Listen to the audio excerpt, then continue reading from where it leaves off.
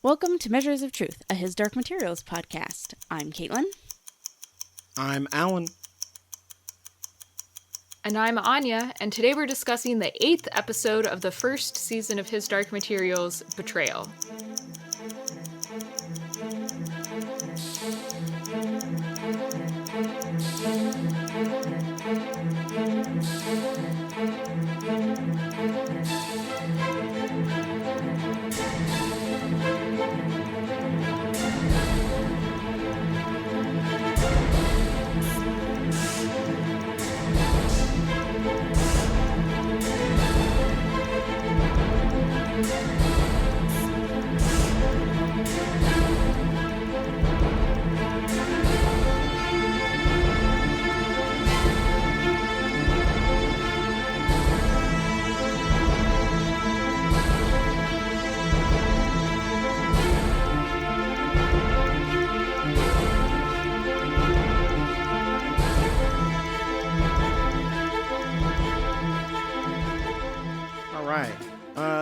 Jack Thorne finishes out his octology of episodes with this one.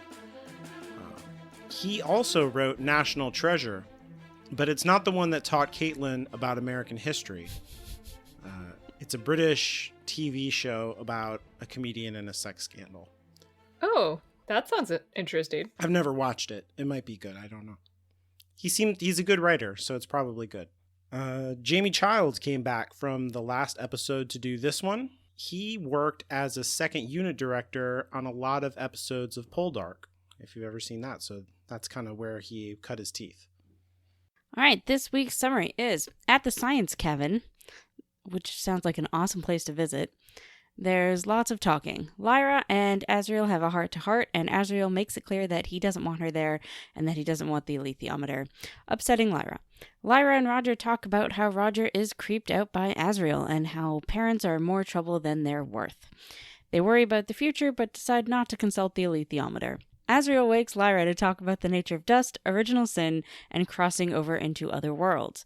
Azriel tells Lyra that dust is what makes the alethiometer work and that finding out more about it is the most important thing. Then he sends Lyra back to bed. Hours later, Thorold, the Scottish butler, wakes Lyra again and tells her they need to leave because the Magisterium is coming. Roger is missing, and Lyra realizes that Azriel is going to cut his demon away and use the energy to open the door to another world. Lyra gathers Yorick and the other Panzerbjorna, and they set off to save Roger. And it all works out. Yes, absolutely. Yeah. Father McPhail and Mrs. Coulter talk strategy and try to make each other feel bad. Their airship eventually arrives at the Science Cabin. I mean, I don't know how else you would describe that scene. I definitely had a mouthful of tea. Mrs. Coulter looks at the math that Azriel left behind and figures out his plans. The Magisterium airships open fire on the bears, and Yorick and Lyra flee the battle to chase after Azriel. Azriel throws Roger and his demon Cecilia into a pair of severing cages. Lyra reaches Roger just as the blade comes down, releasing a huge blast of energy that kills Roger, throws Lyra off the mountain, and opens a door to another world. Mrs. Coulter arrives soon after, and Azriel tries to convince her to come with him through the portal and fight the Magisterium. She refuses, and he goes through the door without her. Lyra and Pan mourn over Roger's body and decide to go through the door as well to find out more about Dust and to stop Azriel from whatever he's doing. Meanwhile, Boreal gets his alethiometer answer to the question about what did Grumman discover. The answer? There's a knife in a tower surrounded by angels, and his son will lead you to it. Boreal returns to our world and gets his henchmen to set the police looking after Will. Will skulks about in a hoodie trying to avoid the police. While hiding in a park, he also finds a door to another world and then walks through it. All right, so what were our general feelings about this season series finale, depending on if you're American or British? I thought that it was a really strong way to end the first season. The acting, the visuals, the themes, the pacing, everything just kind of came together really nicely. I felt pretty much the same. And I'm ready for them to start airing season 2 next week, right? That's how these things work, right? Yeah. No, I'm there with you. Yeah, I'm ready to see the next place. I agree. Like everything fell into place really nicely. And the show, man, this episode really beautiful. Not just the special effects, but like the lighting and it's just so gorgeous. The sets are really amazing and so intricate and detailed. Like his science cabin, as you said, is like just full of cool stuff, all kinds of details all over the place. And I really, really appreciated the return of like Azriel's emotional tension of like, I need to kill children, but I almost feel bad about it. As opposed to like the book where I feel like he's a different character. There's different things going on, but he's like very cold, especially in that first book. It's weightless in a way, what James McAvoy is doing. It's not weightless at all. It feels like there's a heavy cost, which I like. Well, you said almost, and I feel that. I feel almost. It's like he has kind of a thought that, oh, I'm going to kill Lyra's friend. Oh, well. I think he had like resigned himself that he was going to kill a child. Like Azriel in the book freaking out when it's Lyra just doesn't work as well, I feel, as what James McAvoy has set up through his performance in the first episode. Yeah. And I think it paid off pretty well here. I agree. Yeah, I also really agree about the lighting. Because so much of this episode happens under the aurora. Whoever was doing the lighting just did such a good job. It comes across as totally natural, to whatever extent those things could be or are natural. Yeah, it really works visually. And they did a good job with the inside outside, because I'm sure all of this was on a soundstage. Mm-hmm. Yeah, but it didn't look too bad. I guess it helps that everything was at night. Even the science cabin on the inside, it did not have good lighting for research purposes, but it had good lighting for show purposes. That's true. Like, Azriel is definitely slowly going blind, but it looks great. Favorite parts? I'll go first, because I was right. About how it was going to end, how the season was going to end. Oh, yeah, you were. I thought you said when you watched the last 30 seconds, it made you mad. Oh, I didn't like the visual of the portal doorway thing. Which one? The one in the park or the one that Azriel opened? The one that Azriel opened. Right, because in the book it's described almost like walking on a bridge, like into the sky. Well, in the book it's very different. Yeah. But I'm going to talk about that later.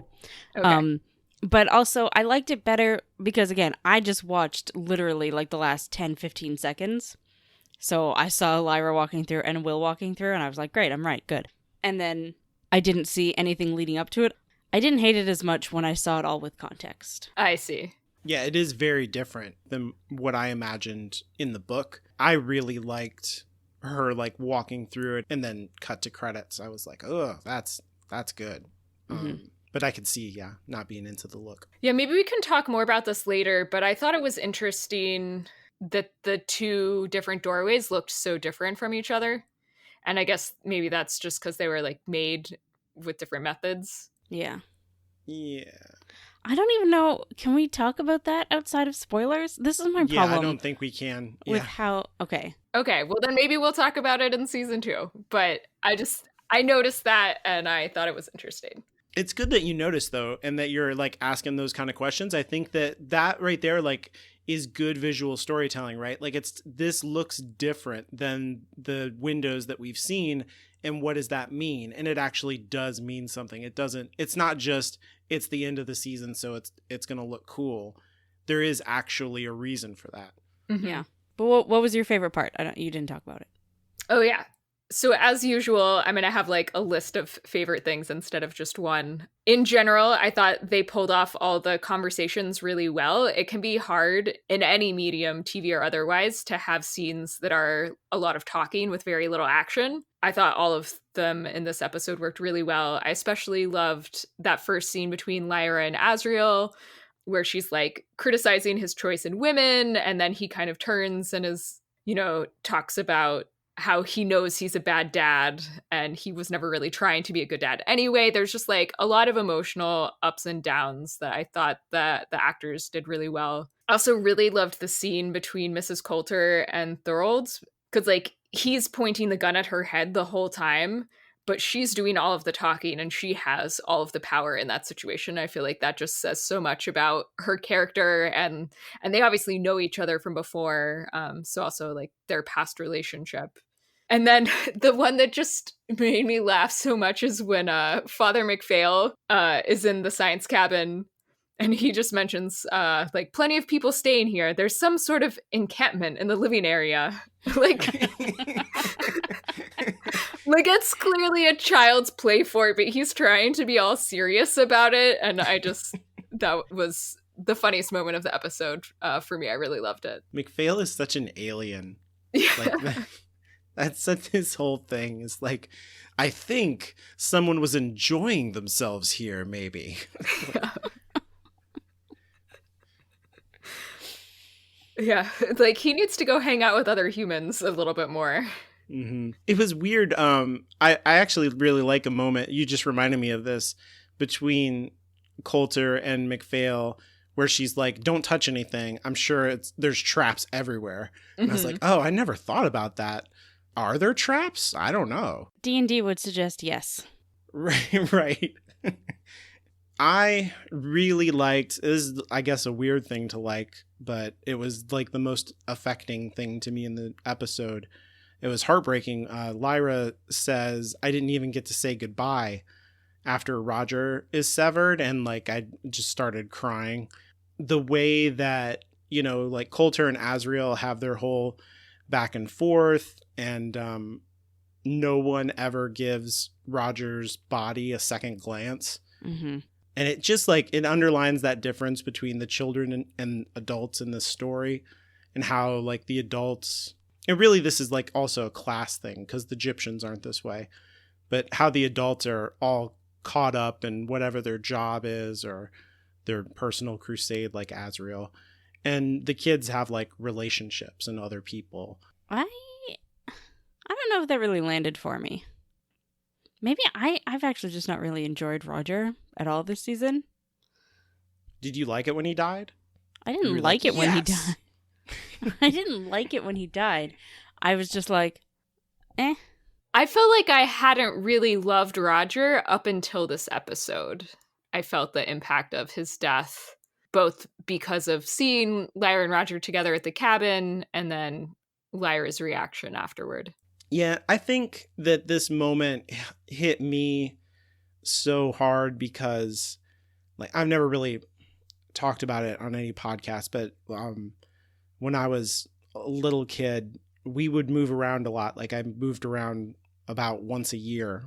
And from third grade to sixth grade, I had like a best friend who, like, I stayed the night at his house every single weekend, and we did all kinds of stuff. And one day, like, my parents were divorced, so we used to spend the summers with my mom, and then we would come back and be with my dad all year because they lived so far away from each other. And one summer we came back from my mom's, and we're in the airport, and my dad is like, "Hey, we're driving to Louisiana from Chicago." And I was like, "What?" He's like, "Yeah, we moved while you were gone." And like, I never got to say goodbye to that best friend. Right. And then he died after that. Oh, geez. And so I've never been able to say goodbye to him. And so, like, it just brought that back to me. And I was like, and I lost it. I don't think she says that in the book, because I definitely would have probably got hit by that. No, in the book, it plays out differently because yeah, the machine doesn't actually happen. What happens is Stelmaria, whatever, has Saucilia, whatever that demon's name is, in her mouth. And then Roger and Lyra, or at least Roger, they sort of fall and they're separated by distance. And that's what causes the separation. At least that's how I'm remembering it. So Lyra had his body while the scene between Azriel and Mrs. Coulter was happening. Yeah, I think this is like trying to kind of parallel the scene with Mrs. Coulter and Lyra, you know, where Mrs. Coulter saved Lyra, but Lyra's not able to save Roger. And he's like screaming her name the same way that, you know, she was like, Mom, Mom. It's different. But I think it's doing other things on purpose. And also, like, I think it's smarter to use this separation machine. Oh yeah, I have no problem with how they did it. It worked fine. It was good. Mm-hmm. I don't personally, Roger's not been a character I cared for particularly. Yeah, I think it was just that personal resonance that I was like, oh.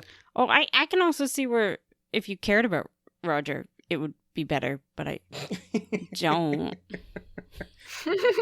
Least favorite part? So the one thing in this episode that I really did not like, and maybe this is just because of the comparison with how it was in the book, but I did not like the rationale that they used to get Lyra and Roger to not check the alethiometer. And our episode about these book chapters, we talked about how it is kind of necessary for the story to address this, right? Because on some level, Lyra is kind of omniscient. She has this like really strong power that the alethiometer gives her. And so based on like what we know so far about how the alethiometer works, we need some kind of conceit to prevent her from foreseeing what Azrael wants to do to Roger. Why didn't they ride the eagles to Mordor? I don't know. Yes, exactly. And so in the TV episode, it basically just comes down to them not trusting the alethiometer. Roger says, "Does it know everything? Does it know everything that will happen to us?"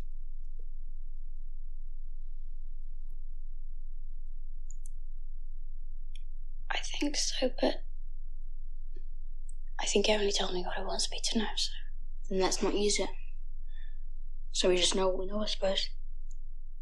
And so they decide not to look at it for that reason. And that just seems, I don't know, kind of like a cheap and like not really sensical reason. I don't know. It feels like it's coming out of nowhere in that moment. Like it's an interesting idea, but they just kind of like bring it up and then abandon it. And in the book, they do something really different, which works so much better for me. Basically, they make it so that they're both just kind of so tired and they like know that it's possible that something bad is going to happen, but he almost just like doesn't want to know. And I read the quote when we did the book episode, but I'll just read it again because I know there's probably a lot of people who are just listening to the TV episodes. So Roger says, "Seems to me everything I heard since the Gobblers come to Oxford, everything's been bad. There ain't been nothing good more than about 5 minutes ahead. Like, I can see now this bath's nice, and there's a nice warm towel there about 5 minutes away. And once I'm dry, maybe I'll think of something nice to eat, but no farther ahead than that. And when I've eaten, maybe I'll look forward to a kip in a comfortable bed. But after that, I don't know, Lyra. There's been terrible things we've seen, ain't there? And more coming more than likely. So I think I'd rather not know what's in the future. I'll stick to the present." "Yeah," Lyra said wearily. "There's times I feel like that too." So although she held the alethiometer in her hands for a while longer, it was only for comfort. She didn't turn the wheels, and the swinging of the needle passed her by. Pantaleimon watched it in silence. And like that just seems like so much weightier and like so much more like it gets me in my feels in a different way. Yeah. And actually, I don't know if this is just because of where Buffy and the Vampire Slayer is right now in their rewatch of season 5, but it reminds me so much of like the theme of the episode Fool for Love, about all the Slayers having a death wish. And, you know, like sometimes in that moment, you just are so tired of struggling and you kind of give up. And I think that's something that like everyone can really relate to. It was like one of my favorite parts about this section of the book, and the fact that they did something different here that just like didn't work for me. Yes. So that very long explanation is my least favorite part. The thing that bothered me about that bit in the TV show is they could have just not had them talk about the alethiometer, and because they've had so little alethiometer in the show, we wouldn't have even thought, why didn't they check the alethiometer? Yeah, you're right. It's a much less central part of this book, of the TV show than it is in the book. So they didn't even need it. The bit that you read does something really interesting with the characters, especially for Lyra's continuing guilt, because she could have checked. She had Like, she had it out. It was in her hands. She could have asked, but she didn't. They try to just throw in this idea that maybe this thing that is literally about telling the truth doesn't always tell the truth. Yeah. So my least favorite part was the bit right after this, when they're in the fort, acting like kids. And I get why they put it in there, because, Roger's about to die, and they had to show, that they're just kids again. Mm-hmm. But honestly, it felt so out of place and weird, and I didn't like it. Caitlin, it's an encampment. Get it right. Of course, I'm so sorry. When they were talking very serious matters in their encampment. Plotting strategy. Yes. But again, I get that they were like, please feel for their friendship and how much they like each other, because we're about to kill one of them. Do you think that they want us to kind of like ship them as like, if Roger had lived, like, are we supposed to believe that this would have kind of become something else? Okay, I had that exact same question, because in this scene, I really liked part of it, but the whole section of dialogue about like changing each other's lives struck me as like very romantic in a way that the rest of their relationship was absolutely not romantic, and it felt super forced and out of place. And I was gonna ask if you guys felt like that was romantic energy. And I just watched the Folgers incest Christmas commercial for the first time. For the first time? I know. I was not. You have not been doing Christmas right, Anya. Oh my God. Well, yeah. So it's an essential part. You watch Home Alone and you watch the Folgers incest commercial. That's Christmas.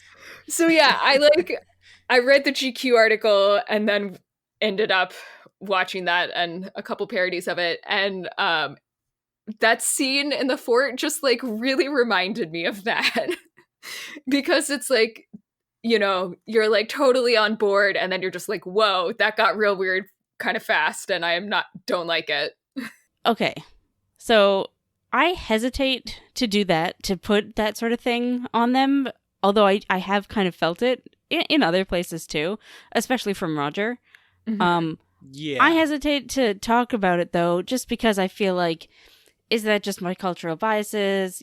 Friendships can be just as important as romantic relationships, so I don't like to take a friendship and be like, oh, they're trying to make it seem romantic just because they're a boy and a girl, when I'm like, Caitlin, stop being that asshole. I think my personal feelings on being touchy-feely would be affecting it, because I'm like, they're hugging, they must be in love. Because that's the only reason you would ever hug anyone ever. This part that you're talking about, I actually cried through, where it was like, we've changed each other's lives. Like, that was another part. I cried in a lot of this episode, actually, but I didn't think of it in a romantic way. But some of this tense stuff, it doesn't feel like they're trying to be like, they're in love. But like this is like the way it could start for two young kids. And if they continue to grow up together, maybe it would, you know what I mean? Yeah. I also feel that way, but I also feel like maybe that's just us being like... Oh, yeah. Yeah. Maybe it's them also being like... heteronormative. I mean, overall, I thought it was fine, but I can see why you would not like that. I am enjoying that that the two of us are like having completely different opinions on everything than Alan. Yeah. Alan is like, I was so attached, I cried, and we're like, fuck this bit. I don't think it was Roger. It was honestly like, when they did that part, that was when I thought of my friend from my child, which was like such an important part of really my entire life, was that person and how precious he was to me. That just knocked me down, especially because I knew it was coming. And then for her to say that line later, I was like, oh, I'm actually dead now. Okay, but what was your least favorite part? No, Caitlin's not done. Oh, okay, so my other thing, I didn't like Azrael's line about the Republic of Heaven, but just because I feel like it's come in at the wrong bit. Like, that's a big thing from the books, and I didn't like having it here. So that's just me being a snob. I thought it was very out of place here, and I feel like if you were watching it, like where like it just felt like it came out of nowhere. Mm-hmm. Mm-hmm. Because of things that happen in the book, that line is very much tied to very emotional bits for me, and so I just hated having it here. Do you think if he rewrote the books in some kind of George Lucas way that he would put that here? No, because Azrael was lying to Mrs. Coulter in that bit in the book. He was saying, "Come away with me, we'll destroy dust." I wonder about that, because I do feel like it's a George Lucas thing where, like, maybe Pullman meant exactly that, and then later he was like, actually, he was lying to her. Like, maybe, but it works for Azrael's character, I think, because it totally works. We talked about this when we were during the book. He's lying so much during those last couple chapters, but you don't question it at all because he's not Mrs. Coulter. Yeah. Right. Yeah. You're right. Yeah, I noticed it too. I was like, ooh, they said that. And that's another one of those things that's like being in a Marvel movie and being like, oh, that's Wolverine's skeleton in the background. Or like, it's only there for the nerds. Yeah, like I get wanting to bring that up now so that when, like, I presume we're going to see more of Azrael's story in the second book than we do in the books, in the second season, than we do in the second book. But it really just felt like he wanted to do a science experiment and now he wants to build a Republic of Heaven? What? Right. They had that stuff about Adam and Eve, so I guess the churchy religion stuff didn't come out of nowhere, but it just seemed out of place to me. It just makes it seem weird because he's like, I'm anti-church and I'm going to make the Republic of Heaven. And you're like, I'm confused. What? Mine is like way less than either of you. I felt like Will's story was like, watch Will ride a bus. There wasn't much to it. I was more rooting for Boreal to catch up to him than I was for like Will to get away. I didn't feel like there was a lot of tension. See, I very specifically did not put anything about Will as my least favorite part because I think I've harped on enough about how much they've changed Will as a character. But I disliked some of the stuff with Will because I thought it had too much tension for who Will is or should be in the books. Because like when he's sitting in that cafe and a cop comes in and he like freaks out about it, Will from the books would have been like, all right, I'll just sit here calmly, drink my coffee. Nobody will care. And you know what? That would have been more tense though. You know what I mean? Like for him to be in the room with the cop and be like, I'm going to play it cool and do it. Like that would be a better scene. That would have a lot of energy to it, even though it's just people sitting in a room together, as opposed to like, I got to get out of here. Like, and then he does successfully get out of here and there's no consequences. And then it's like, come on. And again, there's all these bits where he's like walking down the road looking so suspicious. And I'm like, Book Will would literally be like, okay, well, don't look suspicious. Because he knew how to hide. He knew how to have people not notice him. That's his whole character in the book. And again, I'm harping on about it and I was trying really hard not to. I'm sorry, but that is literally his whole self in the book. He loves his mom and people don't notice him. That's Will. They've completely cut out that bit in the show. I mean, at least he loves his mom, I guess. Yeah. In this episode, we are just talking about this one episode. We're going to do a wrap-up episode in the new year. Probably going to have Francis back on, and we're going to talk about our feelings on the season as a whole, our hopes and dreams for season 2, etc., etc. Read book 2 between now and then. We'll see. It's not that long. Yeah. It is the shortest of the series. Okay. All right, so let's get into the episode. We start off at Science Cabin. So one thought that I had in this part of the episode, just based on our conversations before, was Alan really appreciated how the book was letting a lot of the male characters like be really emotional. And so I really noticed when Azrael says, "Do you know who your mother is?" Your choice in women is almost as bad as your choice in bears.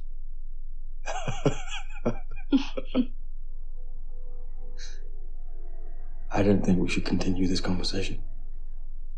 Why not? Because it is getting sentimental. Sentimental? And because I wouldn't like to. Are you crying?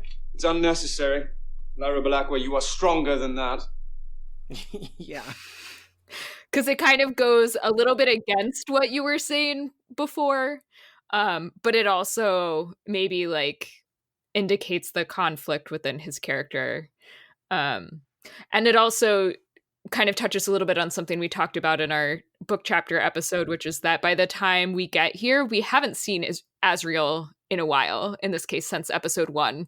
So we've kind of like forgotten how much of an asshat he is, because he's been built up in Lyra's mind as like the polar opposite of Mrs. Coulter, and someone who she really likes and feels relatively connected to. And so it's kind of like getting slapped in the face. Yeah, and I actually think it works for him because he's almost kind of Mrs. Coulter-ish in this episode, in that he's keeping all the emotions in and just putting out this blank sort of front, presumably because he knows he's going to murder a kid. So I think a lot of his telling Lyra to not be emotional is really him not wanting to get emotional himself. Yeah, exactly. Right. It's like, it's totally a defense mechanism. Yeah. So I think it works, and it's still, and it doesn't counteract all the other things that they've done. Yeah, I completely agree. I also really loved in that scene how she like claims her silver tongue name and is like really standing up to him in a way. Way back in the first episode, I predicted that Asriel would like kind of arc to where he was less sensitive and less connected, because he's so kind of tender with her in the first episode, and then he's like, why am I caring about her? Why am I letting myself do this? But we didn't get enough of Asriel for him to have any kind of arc, so I feel like this is as close to an arc as he could get. Like, this is him putting up literal boundaries around Lyra and being like, you know, you have to like control all of these emotions or you're never going to get the job done. You have to be less connected to people in order to get what you want. That's like the lesson that he's trying to give her. That is like the thing that has, that's the reason he's up on a mountain by himself with his butler, you know, because he's like got all these emotional boundaries. Yeah, and I love James McAvoy's face when Lyra calls him father. Like, that was just like such a great moment. I did enjoy all of their interactions. Like, even when he has that, like, second conversations with her after Thorold says, maybe you should put a little effort into this. Oh, yeah. I did know? notice that too, right? Because, like, Thorold says he should talk to Lyra again, and he's like, oh, no, I'm definitely not going to. And then he does. Yeah. So, that's, like, speaking to the like, conflict within him and how he's the difference between how he wants to be and how he actually is. I continue to wonder, like, why he is the way he is, I guess. Why has he decided that pursuing this is more important than being a good dad? Or being any type of dad? Maybe it's easier. Really? It's like literally easier to decide to fight Cross whatever into dust another is. world? Well, Yeah, than to raise a child. Well, he's just doing what he's always done, right? Like, he didn't choose to bring Lyra into this world. She just kind of happened. And so the whole time he's just been going along with his original plan. I mean, I think that a thing that Coulter and Asriel have in common that is different for Lyra, and is like an important theme about the adults versus the kids, is that they both deny things about themselves, you know, in the pursuit of their goals.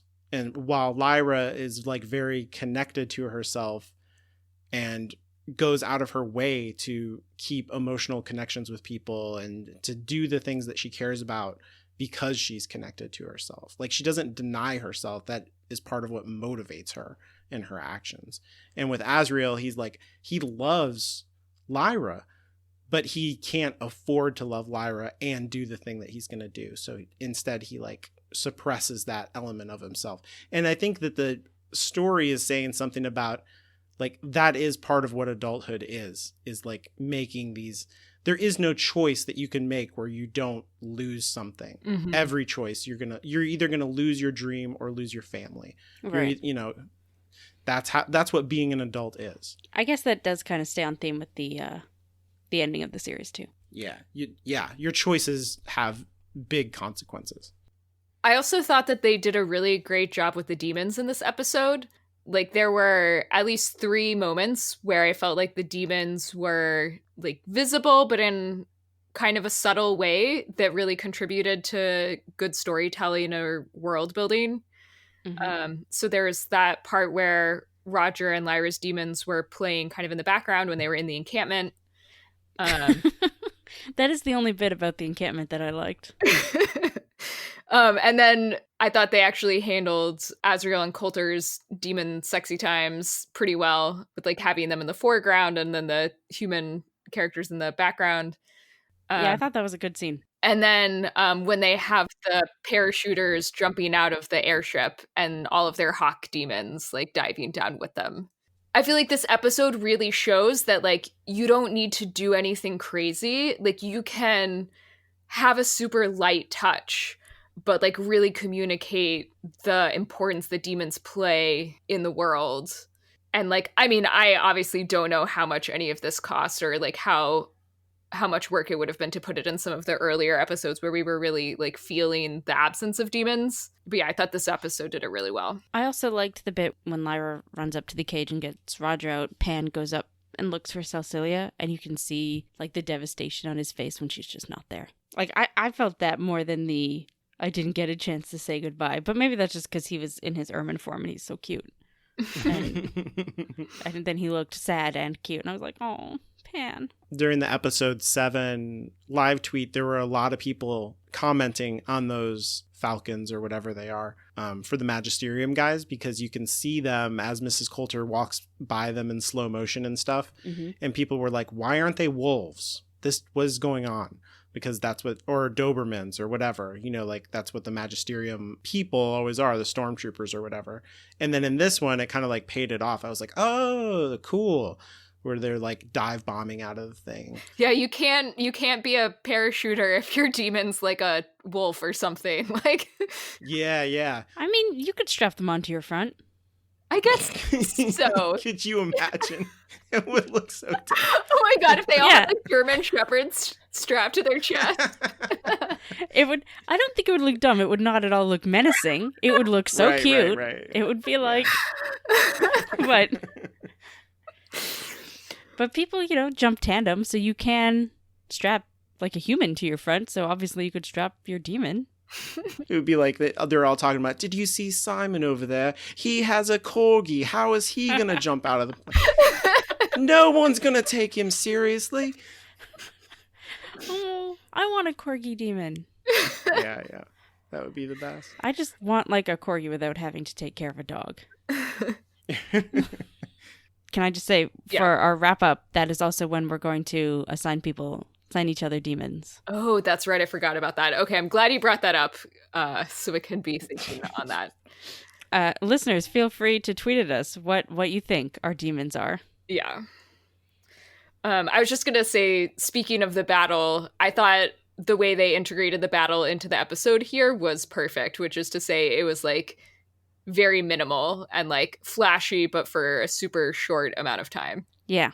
And I like that we got to see the bears and the fire hurlers. I realized that you were just like, here's something they did well. And I was like, fire. But I agree. Yeah, it was like, you know, like the bear fight, it was all about like Lyra's reaction to it and her terror at the violence and stuff. I really liked that. Yeah. And, you know, they can kind of save money that way, but also it just works way better for the storytelling. Okay. And so this, I think, is maybe a bigger question, but I think we should talk more about the fact that Lyra fails in her main goal. And like, obviously book readers are going to know that she's not going to succeed in saving Roger.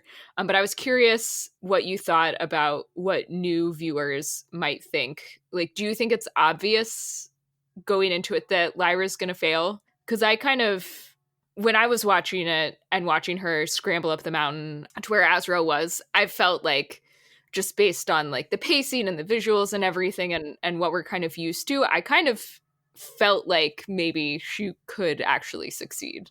I thought that there was at the very least going to be more of a struggle, probably just because that's how it was in the book. Yeah. I felt that they paced it well because of how Azrael was lowering the thing, and it was lowering slowly.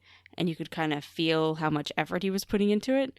So it did feel like there was a chance for her to get there on time. I guess it's not super unique to have the protagonist fail, but among YA type kids books, it's pretty unique. In our book episode, we talked a little bit about how Lyra seems to succeed in all of this kind of like little steps along the way. Like she's really able to talk herself out of some bad situations, especially with like Yofer and the bears.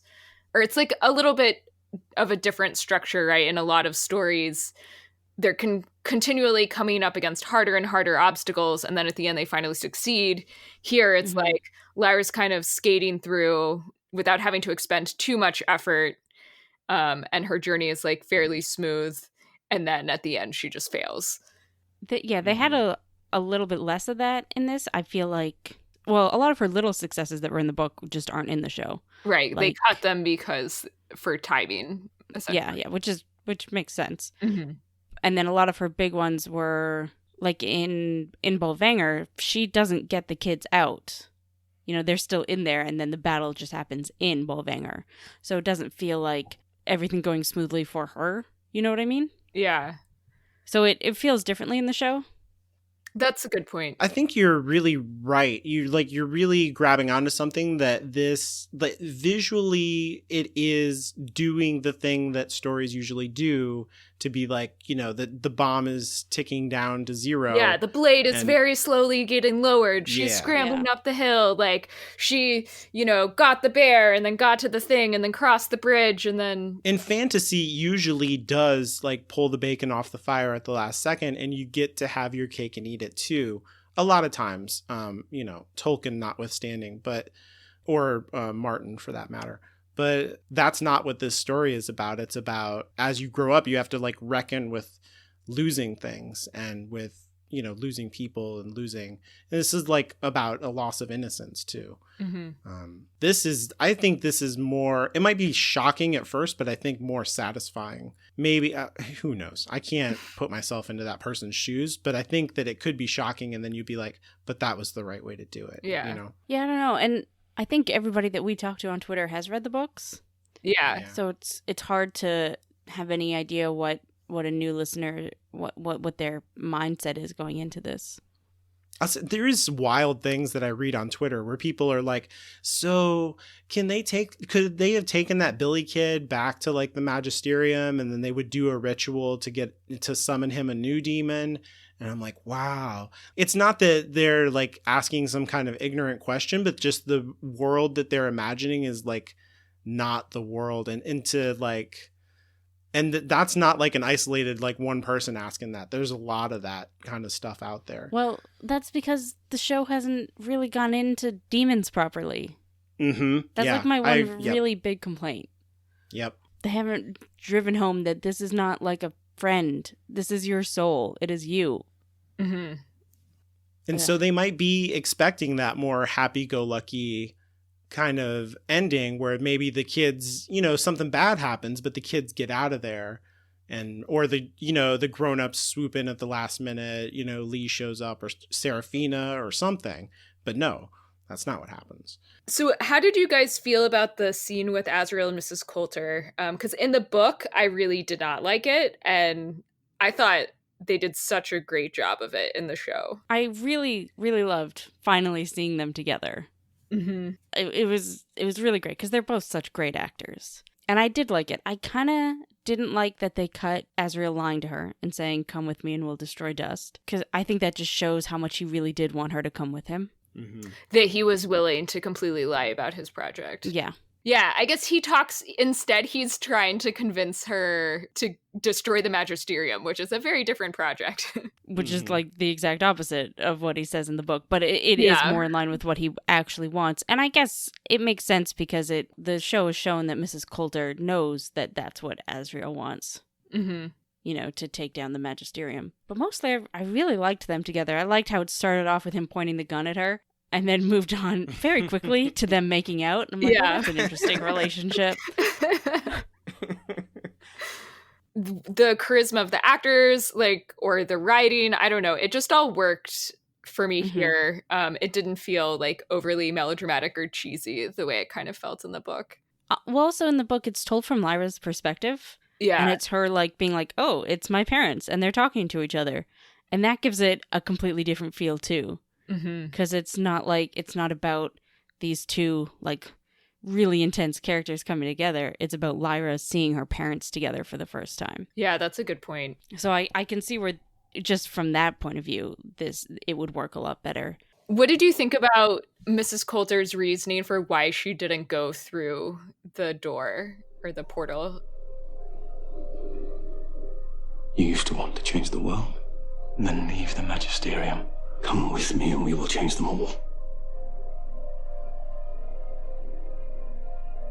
Our child is in this world. My place is with her. That is not a lie. You want that? I want her with everything I have. This is your journey, not mine. Goodbye, Azrael. I don't exactly remember, but I don't think in the book she makes it as much about staying behind for Lyra, which is, of course, ironic because then Lyra ends up going through the door herself. I think it's a good way to set up future things for her. Mm-hmm. To show that maybe she's a crappy mom, but Lyra is important to her and she wants to keep Lyra safe and be there with her somehow, even though she doesn't really know how and she doesn't know how to do that and keep her like power and such with the Magisterium. I liked that she didn't say anything like that. It wasn't that she was scared of the Magisterium, and I think that is true to her character, that she knows that the Magisterium is powerful, but I don't think she's scared of them because she feels like she can control them. That's fine. Well, if she can control them the way she controls Father McPhail. I loved that scene with the two of them. Yeah. So good.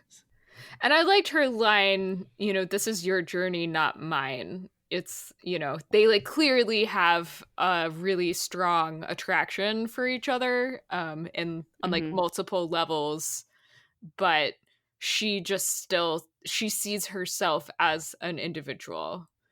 Yeah. And, like she's drawn to him, but both of them have like such a strong sense of individuality. Like they would never actually work as a couple together. I also think in the third book, there's bits that just sort of come out of left field and don't feel like very Mrs. Coulter-ish. But if they kind of go in that direction from here, it'll seem less like a softening of Mrs. Coulter. Mm-hmm. And more like this is kind of where she was trying to get to. She just didn't know how to get there.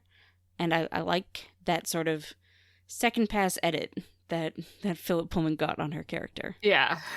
That's exactly what I thought when she was like, I'm going to stay for Lyra. I was like, this is how you retell a story that was pantsed the first time around. I see. He's like making her more consistent with who he needs her to be at the end. Yeah, he's arcing her in a more smooth way. I gotta say that this scene worked less well for me in the TV show than in the book. Really? I like that we're continuing to disagree. Yeah. I felt like, so it's beautiful, with the light behind them, and all of that. And I felt like, and especially the way that it was staged with like the demons in the foreground and then the light in the background, I felt like that elevated it visually for me to the point where they were like almost archetypes instead of the actual characters. Which maybe was kind of the point. So it wasn't like melodramatic the way that it was in the book. It was like a different kind of like hyper drama going on.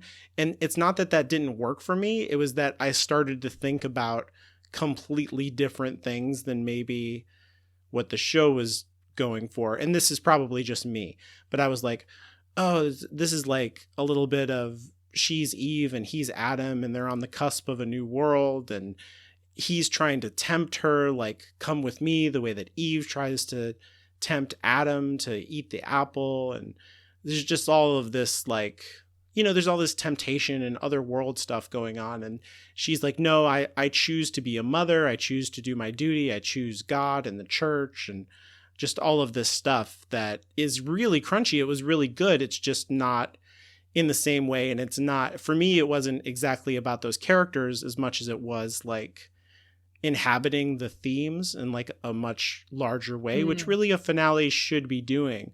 But it wasn't, I don't know, it just wasn't hitting those specific characters in that particular emotional moment for them in as effective a way as the book did for me. Speaking of themes and like Eve's temptation with the apple, I did love how during that whole conversation about original sin, Azrael is basically talking about guilt for sins that we haven't committed right before he knows that he's about to murder a child. Hilariously, I was eating an apple during that scene. Oh, really? Yeah, and I love the way they adapt the like biblical storytelling to fit the demon universe and like the whole interpretation of original sin. He does that in the book too. Yeah. And it was in the first episode as well. Oh, was with it? the librarian. Okay, Yeah, that was that's the right. bit that the librarian was talking with her about. That was good. I'm glad that they quoted that exact same bit. Mm-hmm. Yeah, all that stuff is really good. It just put me in mind of that stuff because he's talking about Adam and Eve and, you know, and all of that stuff. And then when it got to that point and they're standing at the portal, I was like, oh, this is like Adam and Eve, which is not like an accident because a lot of this story is about, you know, like I think the TV show more than the first book especially has really like hit home about Mrs. Coulter is your mom. Mrs. Coulter is this manipulative liar and she's doing these heinous things, but you also have this talent for lying and you are also driven the way that Azrael is driven. And what is, you know, your legacy as Lyra? What have you inherited from your parents the way that we have all inherited original sin from Adam and Eve? Ooh. Like, are you doomed to become these people or, you know, or can you like transcend that or can you hold on to something inside of you that is better or, you know, See, all of that stuff. that's I also think that they brought that point up a bit, but that's why I liked in the book Lyra has that realization or that conversation with Pan when they're walking across the bridge and have to continue on alone about why adults do these things to children. And I wish they had kept something like that. Like I don't think it would have fit there because they were trying to keep up the tension and the sort of rush to the end. So I get why they cut it from there, but I wish something, maybe when they were, you know, over Roger's body at the end, something about them just being like, why do adults do this to us? Why is this happening? And because I think that is part of her realizing that she doesn't have to become like them. Yeah, that's a really good point. And I think actually her crossing the bridge also, I noticed this, I didn't write anything about it, but since you mentioned it, I remembered that kind of visually, it's almost the same camera angle as when Mrs. Coulter is walking on the ledge and kind of slips. Right. And she does like the same slip that Lyra does right there where the monkey kind of reaches out. It's like almost exactly the same thing, That's which is an really interesting nice. point. Yeah, I didn't notice that. That's cool. So talking about that, when Lyra says goodbye to Yorick just before that, do we think Daphne Keane hugged the big plastic bear head? Yes. I just want all the behind the scene footage of that. Like I loved the video that Lin-Manuel Miranda posted. But oh, yeah, the that was guy good. running around with the bear head Yeah. in Protestant. Yeah, that that's should great. definitely be one of the bonus features if they put out a DVD. I just want it all. I want all the bear head. I guess the only other thing that I really wanted to talk about was when Lyra and Pan are talking over Roger's dead body and deciding what they're going to do for season 2. Of course, they framed Yeah. it exactly that way. Yes, of course. We need to find dust. We thought it was bad because grown-ups said so. What if it isn't? What if it needs protecting? You're saying we could go and find dust before he does? Do you know what that means, Pan? We'd be alone. We've always been alone. Apart from Roger.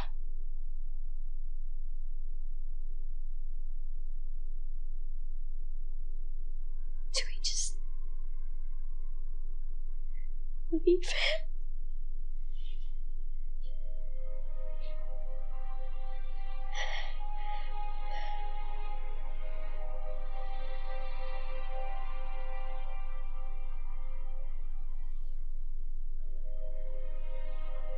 We gotta make sure they don't win.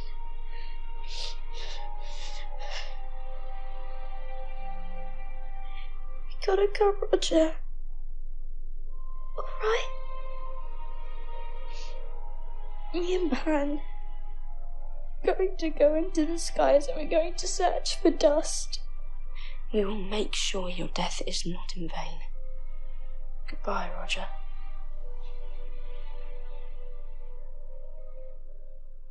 No, so I did like the bit where she says, but we're alone, when they're talking about going on, or we'll be all alone.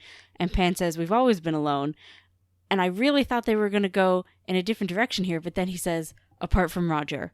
And I was like, oh, wasted opportunity. Because one of the whole points about Lyra's world versus our world is that they're never alone. They've always got their demon. And what with Will literally being on his own in the other scenes, they could have landed so well. And I get that I guess they were still trying to drive home how sad it is that this kid died that I don't care about. But it was such a good opportunity. And it was just flew away. I almost picked this as my least favorite thing because I really don't like it. And I think it doesn't work at all. In the book, I think this rings way more true. Because over and over, Lyra keeps trying to join these communities and they keep pushing against her. Mm-hmm. And like, you're not a bear, you're not Egyptian, you're not a mariner, you're not an aeronaut. Right. You are the child of these two monsters. And that is a real thing. That's a big theme of like, can you accept yourself? And can you like transcend those parts of yourself that you don't like? Like that is what this story is about.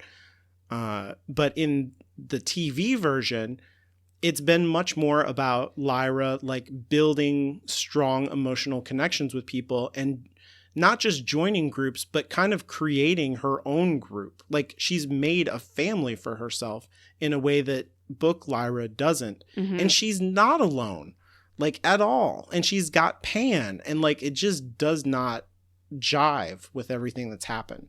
Yeah, no, I agree. And again, it just felt like they were trying to make you feel bad for Roger.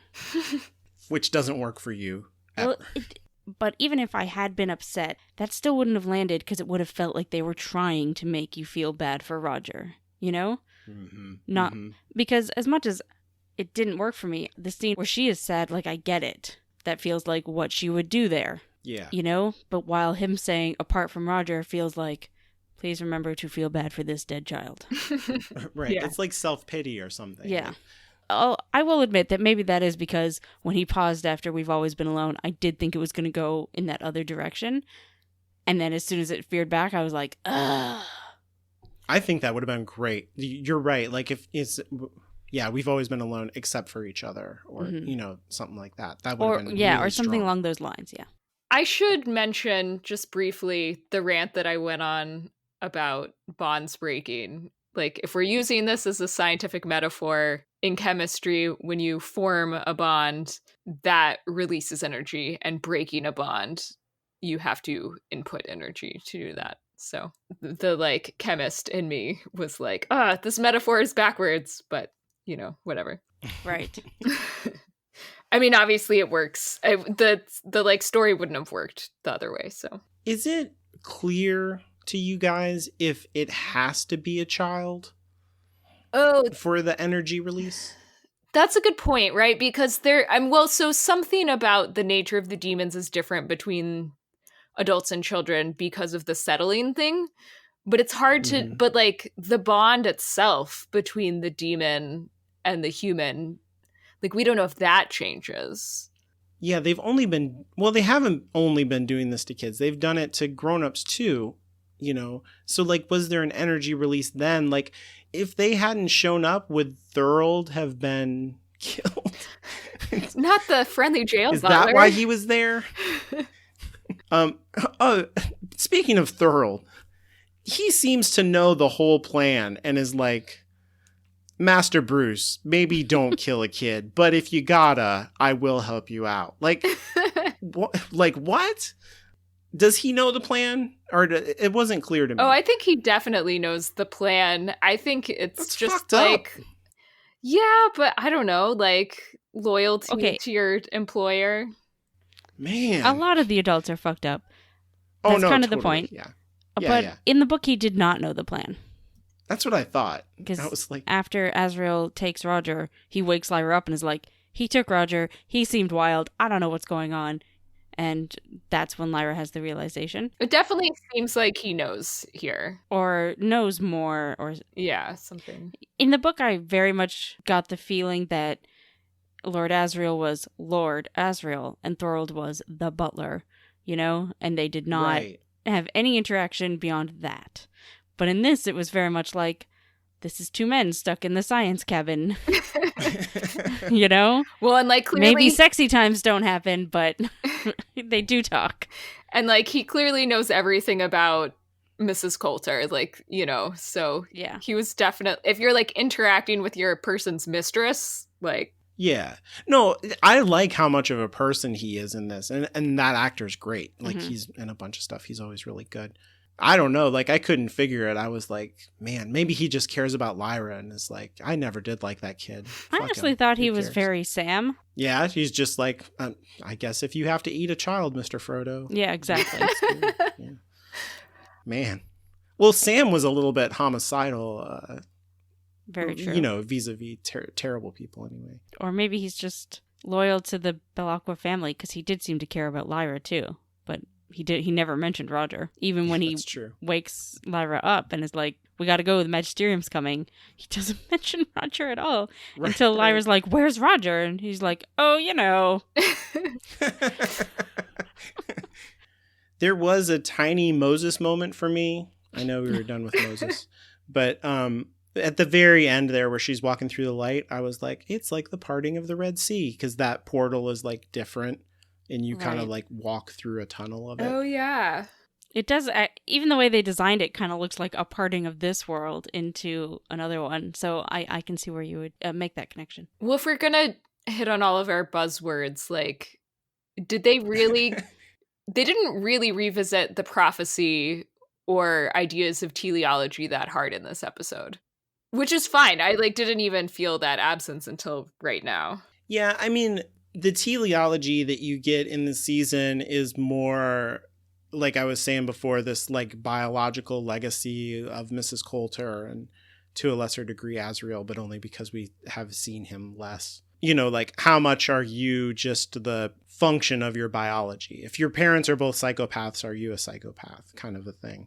And how much can you like run away from that or run away from yourself? Mm-hmm. I feel like, you know, that's kind of the, how much are you made and how much do you make yourself? I guess it's kind of hard to go back on the prophecy thing when we're so close in all of these people's point of view and in the action. Mhm.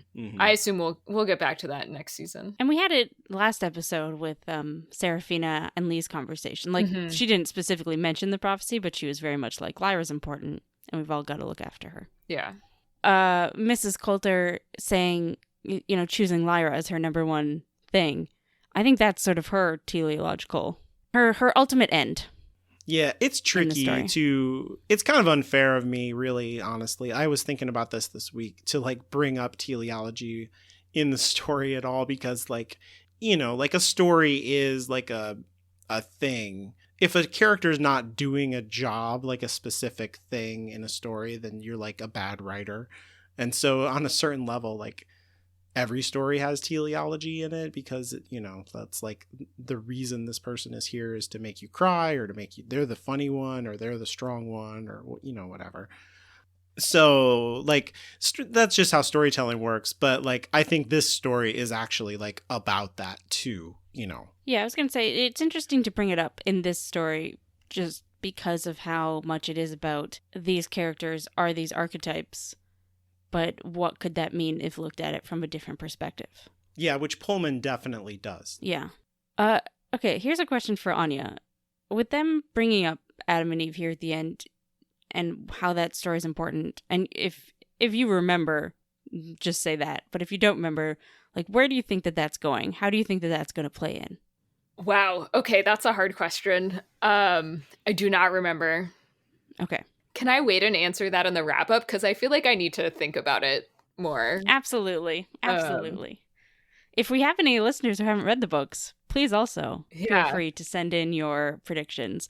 But everyone I've talked to has definitely read the book, so I don't know about that. No, I think they've definitely been hitting on Dust as kind of like an unreliable force of some kind. But other than that, I don't really know. I mean, based on how I know that this book series is really held up by atheists, I would say like the ultimate theme is going to be something about original sin being bullshit, but that's more intuition and metatextual than something that's in the text. I mean, he literally like says that in not bullshit, but like I think he rejects original sin in this episode, right? You mean McAvoy? Yeah.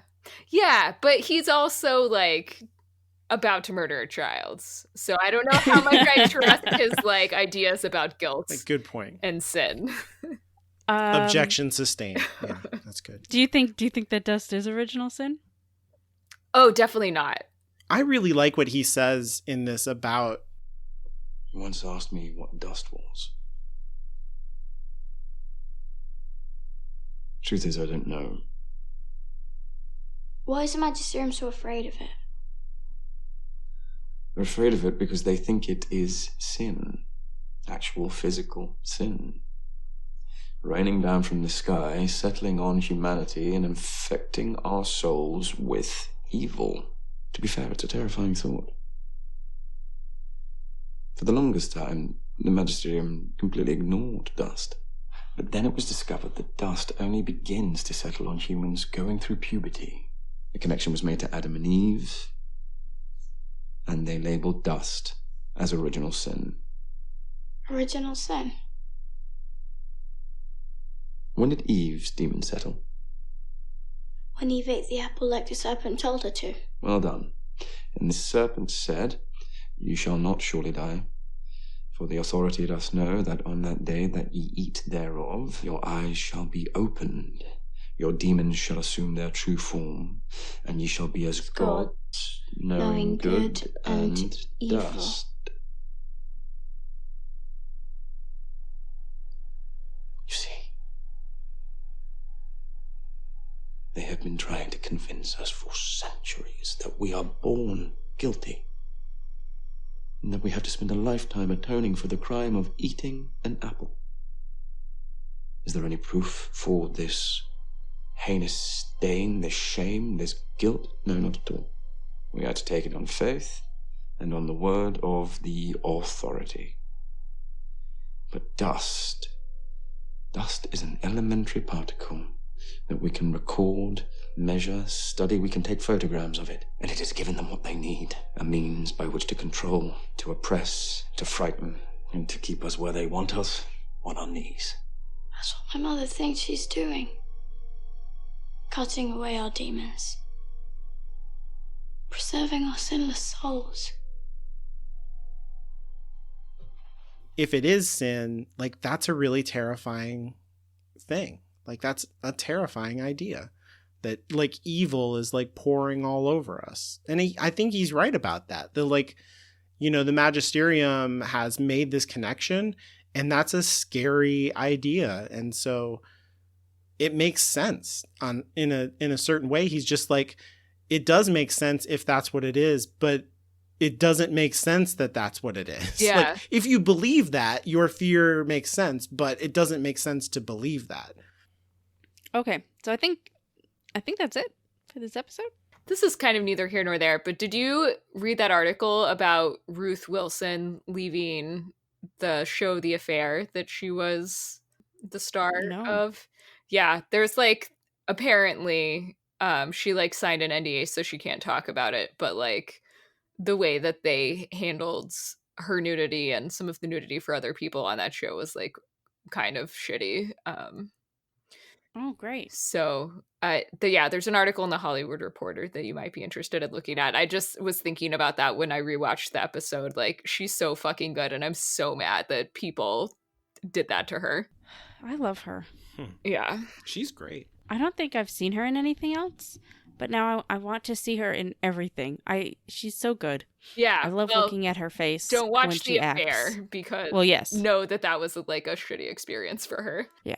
But every time, in this episode, she has like a little smile. And I'm like, every time you give that little smile, I love it. She's so good. Because she'll say this like cutting thing and then, little smile. I'm like, I love you, Ruth Wilson.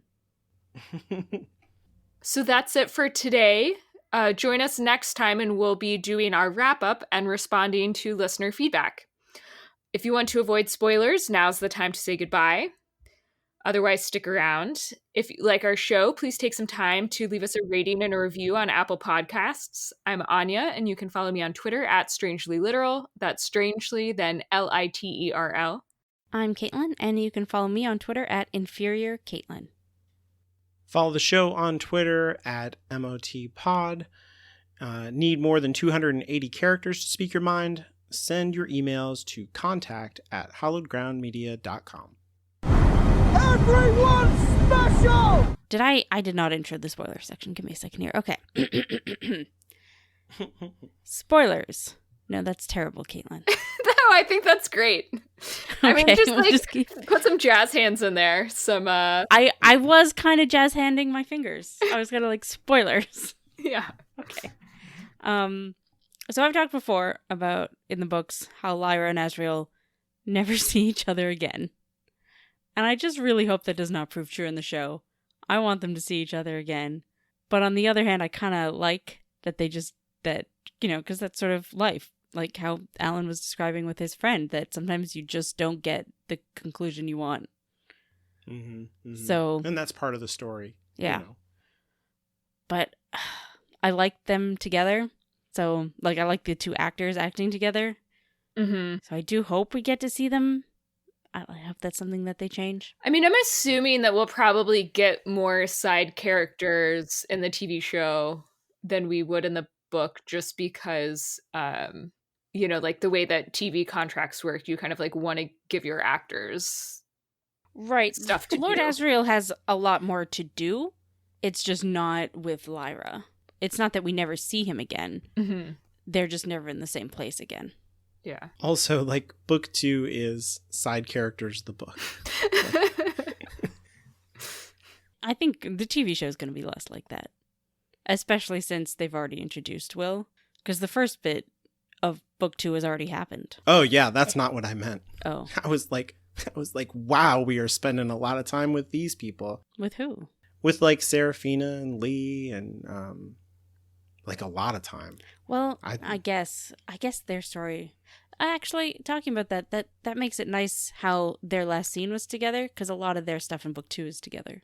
Now that you point that out, yes, we do get a lot of side character stuff in book 2, but it never felt like, come on, let's get back to Lyra. It always felt like, okay, this is the story. We need this. Oh yeah, it's just a different kind of story than the first book. I dislike how they've kind of made Lyra less of a wild child, because the best bit in book 2 is when she asks the alethiometer if she can trust Will, and it says, yeah, he's a murderer. And she's like, great, wonderful, I love murderers.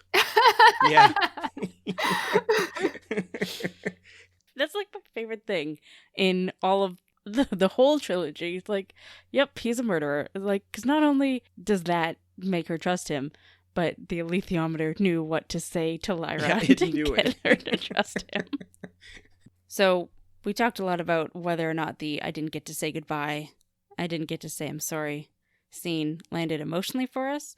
And while it didn't land emotionally for me, I do like that it sets up Lyra's guilt and her feeling that her interactions with Roger are not finished, thus motivating her to find Roger later.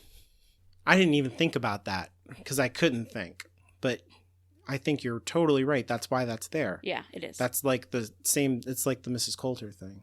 And that's true. I actually really like it because it'll it'll be a good thing to have in mind with her character in book 2, and then also like kind of the cyclical nature of that, of her in book 1 going off to find Roger, and then in book 3 going off to find Roger in a completely different way.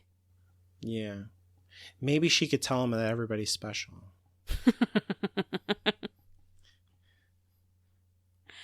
And then, so not like this is kind of a spoiler problematic, as it were. The window that Will steps through, that's the same window that Boreal steps through. That's what I was thinking, too. And that makes no fucking sense. Oh, no, it totally makes sense. But, okay, how? Oh, they explain it. Well, it made sense to me because I guess because I was having the show in my head when I read the book. Mm-hmm.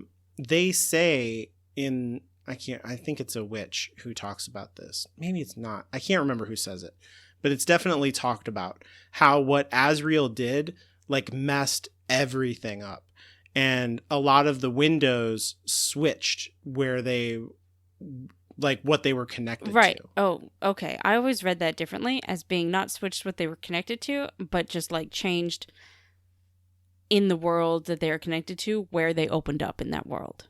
No, they say like they're in the same spot, but now they go somewhere else. Okay.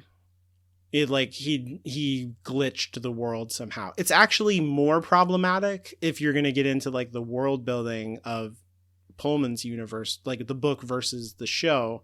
It's more problematic that there's a direct line between Lyra's world and our world.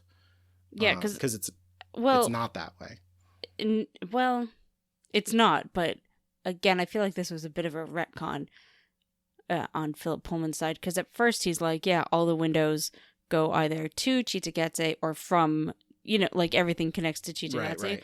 But then we see later on that that's not the case. And I feel like you're supposed to just think that because the knife comes from Chitagatse, most of the windows, so whoever had the knife was always going back there. So those would be the windows that most often got left open. I don't know. I just wish they had done a different window. It is weird. And, like when I came across that in the book, because the description of it, I was like, oh, that's Boreal's window in the show. I was like, huh, that's weird.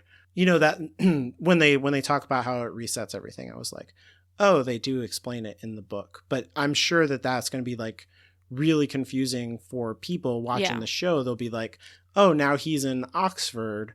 And where did she go? Yeah. But actually, no, they're in the same place now. It's going to feel like they're swapping worlds instead of meeting up in a world in the middle.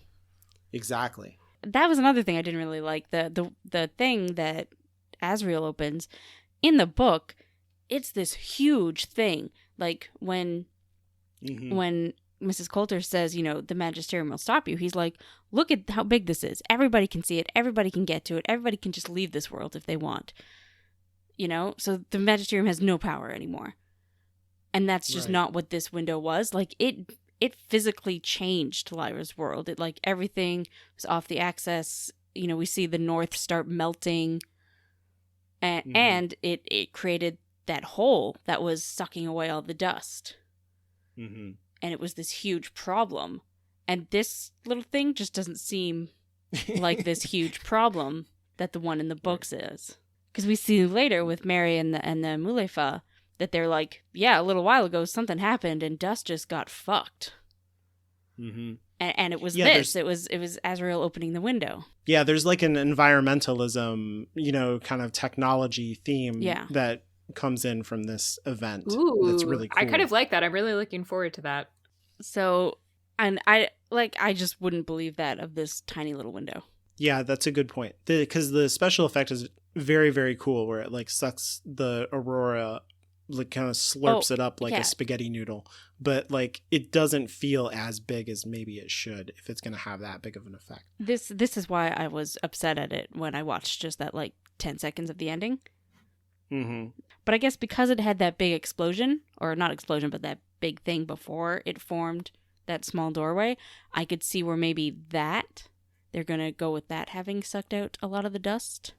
The opening of this window sets up the whole thing with the bomb later on, and how that opens up the abyss that is once again taking away all of the dust. Right. In a much, much bigger and much more concerning manner. I would have liked them to have set that up a bit more. We've got our introduction to the knife, which is nice. Yeah. And Boreal's character is so different. He's so much more interesting. I love Boreal. Like, he's evil, but I love him, you know? Oh, he's great. In a similar way to how I love Mrs. Coulter. He's different kind of evil, though. Like, he seems way more together and sophisticated. And He seems almost kind of like Lord Asriel, but evil, even though Lord Asriel isn't great because he just murdered a kid. But you know what I'm saying. Because yeah. he's willing to work with the Magisterium and be like, oh, you guys have a window? It's my window now, bitches. Or that's the impression I got in the books. In the show, I don't know if the Magisterium knows about the window. Yeah, I don't know. I don't think so. It doesn't seem like it. Let's wrap this up then. All right, so we'll see you all. Well, you know what? Happy holidays, everyone. Have a good new year. Oh, yeah. And we will see you in the beginning of January. All right, so that's it. We'll see you all in the new year. And remember to always walk through any mystical windows you find when on the run from the police.